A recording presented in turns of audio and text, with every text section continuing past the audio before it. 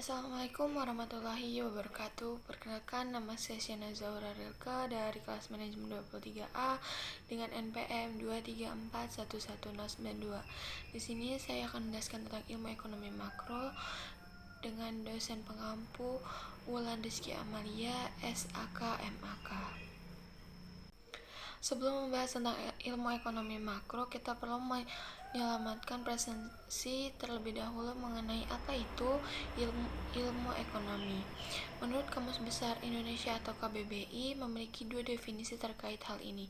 Definisi yang pertama adalah ilmu ekonomi adalah ilmu tentang produksi, distribusi, dan konsumsi barang, serta berbagai masalah yang berkesangkutan dengan itu, seperti tenaga kerja, biaya, dan keuangan. Sementara definisi yang kedua dari ilmu ekonomi adalah dalam KBBI adalah ilmu pengetahuan tentang kegiatan sosial di mana manusia dalam memenuhi kebutuhan hidupnya yang diperoleh dari lingkungannya.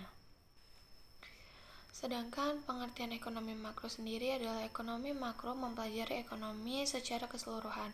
Studi ekonomi ini khusus belajar tentang ekonomi dalam skala besar dan menyeluruh, di mana karena itulah ekonomi makro sering dipakai sebagai instrumen untuk melakukan analisis dan merancang serangkaian terjadi kebijakan yang berkaitan dengan inflasi, tenaga kerja, kebutuhan ekonomi, keseimbangan, neraca pembayaran, dan berkelanjutan.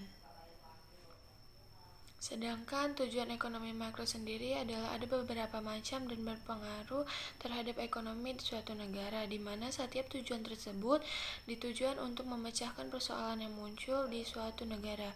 Berikut ini saya tunjukkan beberapa penerapan kebijakan ekonomi makro. Yang pertama ada menciptakan lapangan kerja. Kebijakan yang dihasilkan dalam ekonomi makro bertujuan untuk mengatur penciptaan lapangan kerja. Dengan demikian, negara mampu meminimalisir pengangguran. Hal ini karena tingginya angka pengangguran akan membawa dampak buruk bagi sebuah negara. Tingginya pengangguran pada akhirnya akan menjadi beban bagi perekonomian negara tersebut.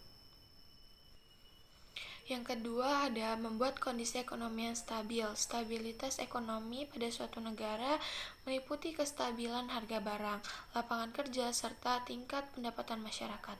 Penerapan kebijakan ekonomi makro menunjukkan untuk kestabilan harga barang dan lapangan kerja pada akhir kondisi ini akan memberikan dampak yang baik bagi suatu negara.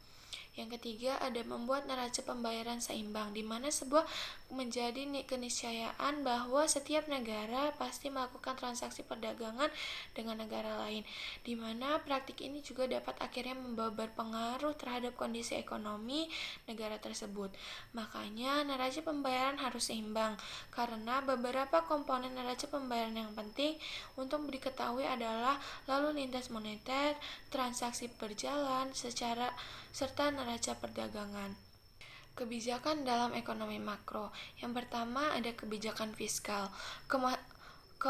Pemasukan dan pengeluaran suatu negara adalah hal yang diatur dalam kebijakan ini.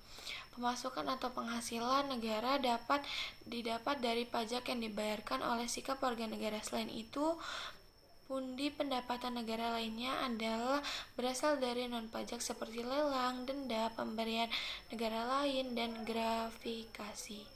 Yang kedua adalah kebijakan moneter, di mana kebijakan ini menjadi perbedaan antara ekonomi makro dan mikro. Kebijakan moneter sendiri berfungsi untuk mengukur seberapa banyak dana yang telah dikeluarkan oleh bank sentral pada suatu negara. Makin banyak berputar uang yang akan terjadi, maka akan berpengaruh terhadap tingkat inflasi. Pada akhirnya, hal ini sangat meningkatkan harga suatu produk. Sebaliknya, apabila perputaran uang sedikit, maka harga suatu produk lebih murah. Inilah hal yang dilakukan dengan inflasi. Kebijakan moneter mempunyai peranan penting dalam kehidupan masyarakat, yaitu menjaga lalu mempertumbuhan ekonomi di suatu negara. Dimana seperti itulah manfaat belajar ekonomi, yaitu agar mengerti penerapan dalam aktivitas kita sehari-hari. Oke, sekian presentasi yang dapat saya sampaikan, semoga bermanfaat. Saya akhiri. Wassalamualaikum warahmatullahi wabarakatuh.